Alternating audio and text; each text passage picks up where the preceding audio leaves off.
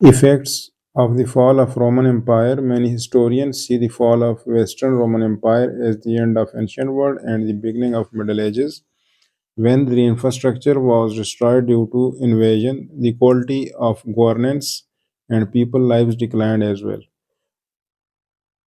تو جب فال ہو گیا تھا ویسٹرن رومن امپائر کا، تو اس سے کیا ہوا، انفراسٹرکچر بھی ڈسٹرائے ہوا، بنیادی ڈھانچہ یعنی کہ اس میں ٹرانسپورٹیشن سسٹم ان کا، water system, school system, communication system, sewerage یا ڈرینیج سسٹم، یہ سارا ہی انفراسٹرکچر میں آ جاتا ہے وہ بھی، اور اس کے علاوہ ان کی گورننس پہ افیکٹ ہوا اور پیپل کی لائف بھی ڈکلائنڈ ہو گئی تھی.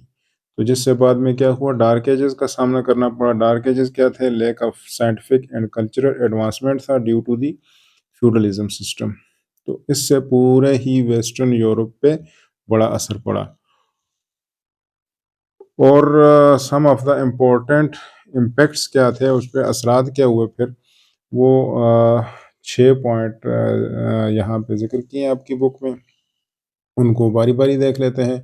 پہلا پوائنٹ ہے with the collapse of Roman rule in 476 AD, the central structure of the empire vanished. ختم ہو گیا تھا، بنیادی ڈھانچہ سارا ختم ہو گیا تھا، اور اس کے نتیجے میں کیا ہوا، جو ٹرائبل چیفڈمز ایمرجڈ، یعنی کہ سرداری نظام آ گیا تھا. اور the collapse of central authority led to the rise of feudal state in Europe. تو فیوڈلزم میں جو فیوڈلز تھے یا جو چیفڈمز تھے، سردار تھے، انہوں نے سر اٹھا لیا تھا. دوسرا پوائنٹ اس میں افیکٹ جو تھا اس کا، فال آف دا رومن امپائر کے بعد جو افیکٹ آیا تھا ان میں باربیرین انویژن نے سوشو اکنامک ان کا اسٹرکچر تباہ کر دیا تھا، انفراسٹرکچر تباہ کر دیا تھا.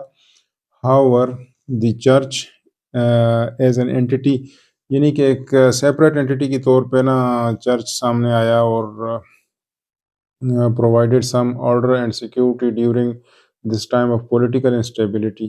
انسٹیبلٹی جو تھی، انسٹیبل سچویشن جو تھی، اس میں انہوں نے کردار ادا کیا. اور الٹیمیٹلی جو پوپ تھا وہ ایک پاورفل مین، ریلیجیس مین کے طور پہ سامنے آیا and political figure in western Europe. تیسرا جو امپیکٹ تھا، although western Roman empire collapsed and fragmented, یعنی کہ بکھر گئی into hundreds of chiefdoms and kingdoms، یعنی کہ چیفڈمز سرداری نظاموں میں، اور جو بادشاہی کا جو ان کا سسٹم تھا. دی ایسٹرن رومن امپائر جو تھی دوسری طرف، جسے بائزنٹائن امپائر کہتے ہیں، وہ گرو کر رہی تھی، جس میں کیا تھا، آرتھوڈاکس کرسچینٹی تھی ایز دی آفیشیل ریلیجن. چوتھا پوائنٹ ہے ٹریڈ واز ڈسٹرپٹیڈ، ان کا جو تجارتی نظام تھا وہ بھی ڈسٹرائے ہو گیا تھا، بیکاز مرچنٹس جو تھے ان کے were attacked from both sea and land routes, دونوں سائڈوں سے ان کو لوٹا جاتا تھا، اور دیئر بزنس ور ڈومڈ، یعنی کہ ڈسٹرائڈ، ان کا بزنس تباہ ہو چکا تھا.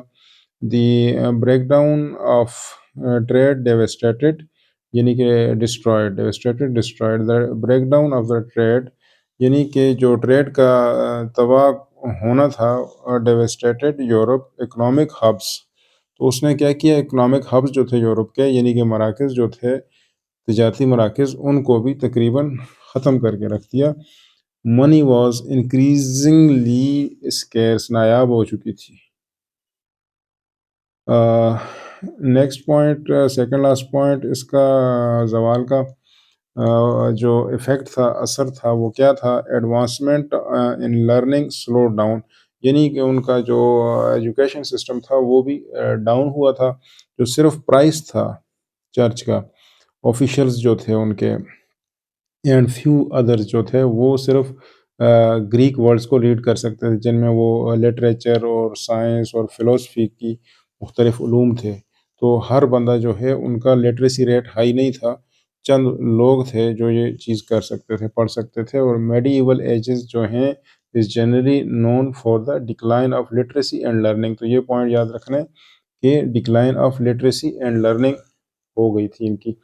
اس کے علاوہ جو لیٹن لینگویج ہے وہ بھی انڈرسٹوڈ نہیں کی جاتی تھی، کیونکہ جو جرمینک پیپل تھے وہ اور ان کے ساتھ مکسڈ جو ادر لینگویجز بولنے والے تھے رومن پاپولیشن کے، وہ آ چکے تھے، اور ان میں French, Spanish and other Roman based languages جو تھیں وہ نمودار ہو گئی تھی، مرج کر گئی تھی from Latin. The continued disintegration of once unified emerged empire was reflected in the creation of numerous languages. تو کئی قسم کی زبانیں سامنے آ گئی تھی پھر، اور the society was fragmented and disunited, بکھر چکا تھا ان کا معاشرہ until the 700 AD when kings, lords and nobles established some orders. تو اس وقت تک کہ جس وقت تک جو ان کے وہ بڑے بڑیرے تھے، یعنی کہ کنگز یا ان کے لارڈز یا نوبلز جو اشرافیہ تھی، انہوں نے ایک فیوڈلزم سسٹم شروع کیا.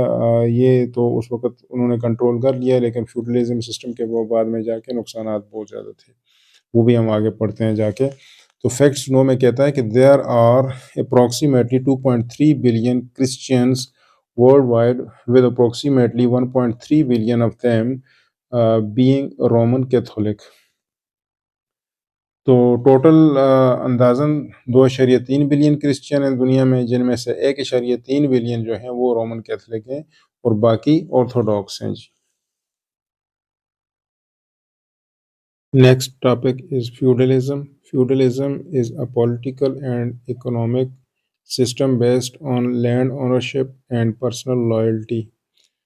تو اس میں جاگیرداری نظام میں کیا ہوتا تھا کہ اونرشپ جو ہوتی تھی وہ فیوڈلز کے پاس ہوتی تھی، اور اس کے آگے جو ہے لوگ جو ہے کام کرتے تھے ان کی پرسنل لائلٹی کے حساب سے، ان کو کچھ نہ کچھ معاوضہ دیا جاتا تھا اس میں.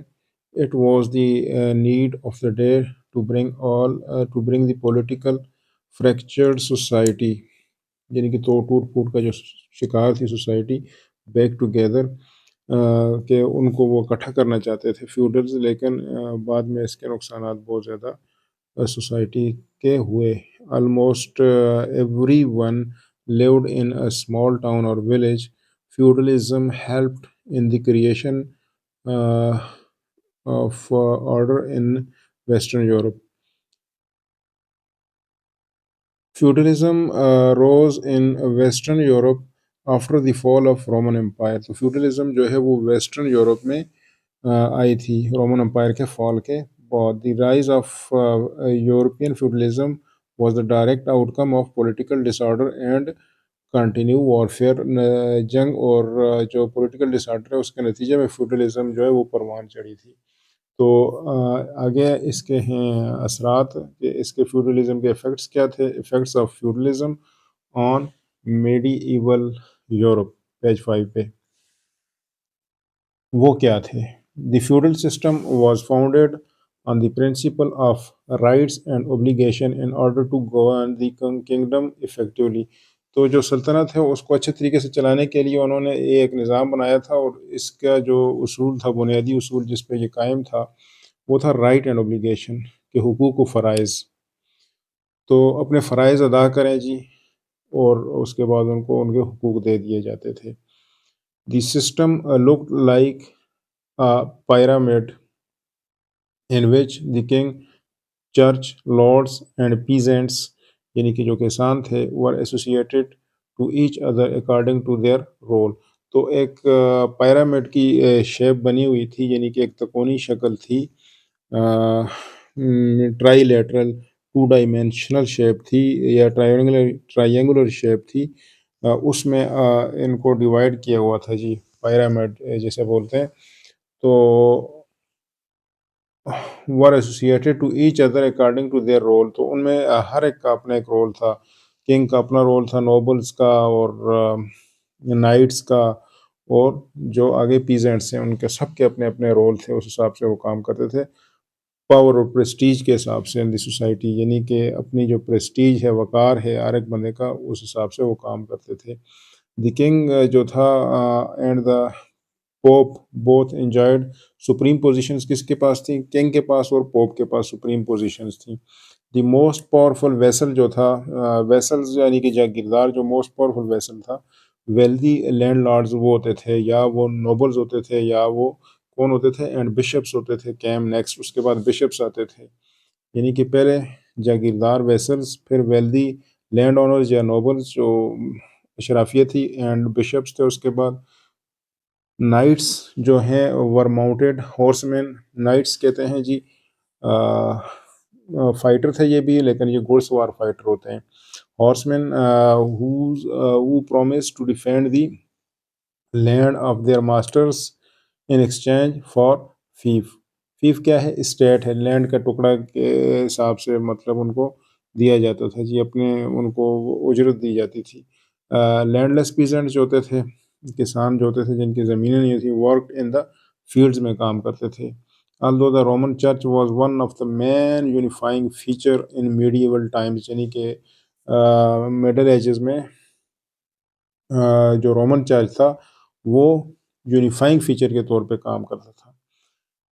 However, due to the lack of knowledge about the laws of nature, many people were led to irrational belief۔ تو عقائد ان کے اتنے مضبوط نہیں تھے کیونکہ ان کے پاس نالج کم تھا۔ آگے نیکسٹ کہتے ہیں جی European feudalism had three main characteristics, تین ہی مین کریکٹرسٹکس تھیں، پولیٹیکل، اکنامک اور سوشل۔ پولیٹیکل میں کیا ہوتا تھا کہ کنگ کمانڈ کرتا تھا، اس کے پاس ایبسولوٹ پاور ہوتی تھی بیسڈ آن گاڈس ول، یعنی کہ وہ ایکچولی مذہبی حساب سے چلاتے تھے سسٹم کو، یعنی کہ جو کیتھولک چرچ تھا اس کے پاس کنسیڈریبل پاور ہوتی تھی گورنمنٹ افیئر چلانے کے لیے۔ جو اکنامک تھا پارٹ اس میں، people had specific job in کے، اور پوری زندگی اس جاب پہ وہ چلتے تھے۔ اور اگر سوشل کی بات کی جائے تو فیوڈل پیرامائڈ، اہرام جسے کی شیپ کی طرح کا وہ بن جاتا ہے ٹرائنگل، وہ سوشل سٹرکچر۔ اس یہ ڈائیگرام میں آپ دیکھ سکتے ہیں ٹرائنگل میں کہ اس کا ایک سوشل سٹرکچر جو ہے یہ پیرامڈ میں دیا ہوا ہے آف ہائرارکیکل نیچر، یعنی کہ جو درجہ بندیاں ہیں اس میں ہائرارکیکل مینس کے جو سٹیجز ہیں یا درجہ بندیاں ہیں وہ دی گئی ہیں انڈیویجولس کی، اپنا اپنا رول ہے یہاں پہ ان کا اسٹیپ وائز۔ سم انڈیویجولز ور مور امپورٹنٹ دین ادرس، کچھ یعنی کہ اس میں اہم ہے اور کچھ یعنی کہ ان امپورٹنٹ تھے، یعنی کہ اہم میں جو ٹاپ میں دیکھیں آپ پیرامڈ میں تو وہ کنگ تھا، the king owned all the land in the country and made laws. He gave an area of land called a fief، یعنی کہ اسٹیٹ جسے بولتے ہیں real estate, to rich lords and nobles، یعنی کہ جو ساری زمینیں ہوتی تھیں وہ کنگ کے پاس ہوتی تھیں اور وہ قوانین بھی بناتا تھا، اور جو رچ لارڈز اور نوبلز یعنی شرفاء تھے یا اشرافیہ تھی ان کو وہ زمین دیتا تھا۔ اس کے بدلے کیا ہوتا تھا کہ جو نوبلز یا اشرافیہ ہوتی تھی وہ کنگ کی آرمی کے لیے سپاہی اور گھوڑے دیتے تھے، یعنی کہ نائٹس فراہم کرتے تھے۔ پھر نوبلز یا اشرافیہ جو تھی کچھ زمین جو تھی وہ پروفیشنل سولجر کو دیتے تھے، اور جو پروفیشنل سولجرز یا نائٹس جو تھے، گھڑ سوار جسے کہتے ہیں، وہ اس کے بدلے میں کیا کرتے تھے؟ لڑائی لڑا کرتے تھے یا سیکیورٹی کے کام کیا کرتے تھے۔ اشرافیہ اور کس کے لیے؟ کنگ کے لیے وہ کام کرتے تھے۔ اور ایٹ دا اینڈ اگر آپ دیکھیں پیرامڈ میں تو اشرافیہ یا نوبل جو تھے وہ زمینوں پر پیزنٹس جو تھے یعنی کسان وہ کام کرتے تھے، جس کے بدلے میں ان کو کیا ملتی تھی؟ پروٹیکشن، یعنی کہ تحفظ فراہم کیا جاتا۔ پیج 6 پہ manors the economic side of feudalism, manors جاگیری سسٹم فیوڈلزم کے بارے میں ہے۔ During the middle ages the manor system was the primary economic structure. The manor was the name given to the lord's estate، تو جاگیرداری نظام کو یہ نام دیا گیا ہوا تھا۔ انڈر دی مینر سسٹم کیا ہوتا تھا کہ a lord and his serfs، اور اس کے جو غلام تھے، had a set of rights and responsibilities، ان کی کچھ رائٹس ہوتے تھے، ان کی کچھ ذمہ داریاں ہوتی تھیں۔ The lord provided the serfs with houses، ان کو ہاؤسز دیتے تھے وہ اپنے serfs کو، اور فارم لینڈز دیتے تھے اور ان کی پروٹیکشن کرتے تھے فرام دا بینڈٹس۔ تو اس کے بدلے میں سرف کیا کرتے تھے؟ ان کی غلام کیا کرتے تھے؟ ٹو مینٹین دی اسٹیٹ، ان کی جو جاگیریں ہیں ان کو مینٹین کرتے تھے، by administering the land, care کرتے تھے فار اینیملس، اور ادر جابس بھی کرتے تھے. دے اوڈ دا، وہ ایکچولی مقروض تھے دا لارڈ اسپیسیفک ڈیوٹیز، اور وہ کرنی ہوتی تھی انہوں نے، including working at least couple of days and giving their lords a protection portion of their grain. ٹھیک ہو گیا جی، کچھ پورشن آف دا گرین بھی دینا ہوتا تھا جی. پیزنٹس پہ ہیوی ڈیوٹی ان کو پے کرنی پڑتی تھی، ہیوی پرائس پے کرنی تھی ان مراد کے بدلے میں، یعنی کہ پریویلیجز جو دی گئی تھی لارڈس کی طرف سے ان کے. تو آگے 2 پیراگراف ہیں، بڑے امپارٹنٹ ہیں، ان کو سن لیں. یہ خاکہ ہے ایکچولی نوبل ویمن کی لائف کے بارے میں اور پیزنٹ ویمن کی لائف کے بارے میں. انیلائزنگ پرائمری سورس، ڈیلی روٹین ہے جی یہ نوبل ویمن کی جو اشرافی ہوتی تھی. She gets up at 7 AM، صبح اٹھتی تھی 7 بجے، and her chaplain is waiting to say morning prayer. اس کا جو پادری تھا، یعنی کہ جو ریلیجیس ڈیوٹی ادا کرنے والا شخص ہوتا ہے اس کو پادری بولتے ہیں، چیپلن بولتے ہیں.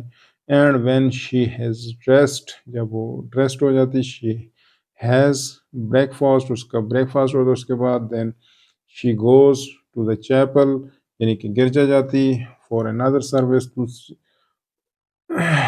دین ہیز اے ڈنر، اس کے بعد ڈنر، پھر ڈنر کے بعد کیا ہے، شی ڈسکسز بزنس ڈسکس کرنا ہوتا تھا اس نے.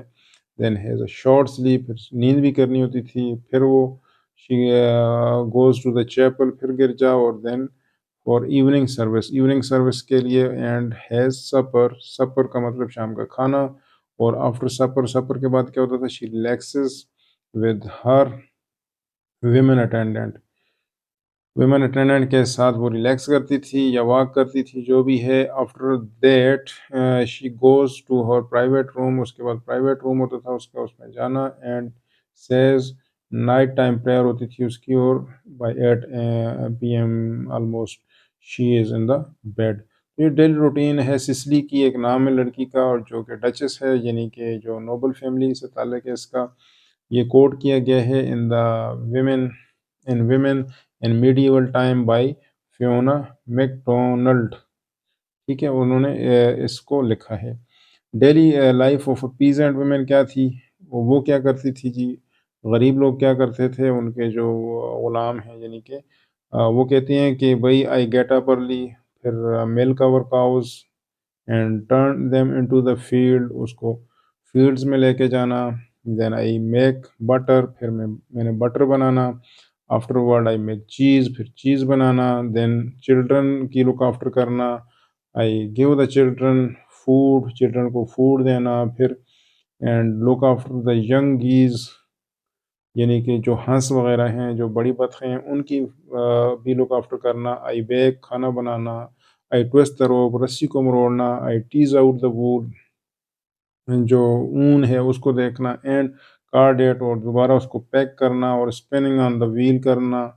آئی آرگنائز، فوڈ کو آرگنائز کرنا فار دا کیٹلز بھی، اور اپنے لیے بھی. اور I look after all the households, تو گھر کے تمام چیزوں کی لک آفٹر بھی کرنا. تو یہ actually from a ballad first written down in 1500 quoted in women in medieval time by Fiona MacDonald کا ہے یہ بیلڈ، یعنی کہ لکھا ہوا بیلڈ، یعنی کہ ایک سونٹ ہے، یا آپ کہہ سکتے ہیں نظم ہے، پوئم ہے، یا ایک ایموشنل اسٹوری آپ کہہ سکتے ہیں اس کو.